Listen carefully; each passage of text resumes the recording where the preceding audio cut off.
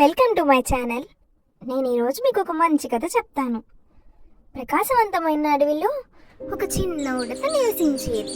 దాని పేరు చంటి. చంటికి మెరిసే వస్తువులంటే చాలా ఇష్టం. ఒకరోజు చంటికి నేలపై ఒక గోల్డెన్ నట్ కనిపించింది. వాహ్, అది నాది అని ఎగ్జైట్మెంట్తో అరిచాడు. వావ్! కానీ ఆ సమయంలో పక్కనే బంటి అనే చిన్న ఉడత విచారంగా చూస్తుంది. అది నాది అని చాలా బాధగా చెప్పింది. అప్పుడు చంటి బాగా ఆలోచించి, బంటి ఇదిగో నీ నట్ నువ్వే తీసుకో అని చెప్పి ఇచ్చేశాడు.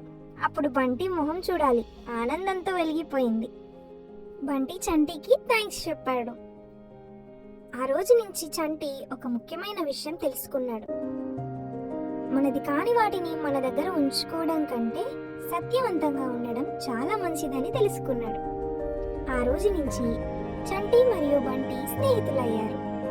సో పిల్లలు, మీరు కూడా ఇలానే అందరితో మంచిగా ఉండండి. ఈ స్టోరీ మీకు నచ్చినట్లయితే మన ఛానల్ని లైక్ చేయండి, షేర్ చేయండి, సబ్స్క్రైబ్ చేయండి. Thanks for watching.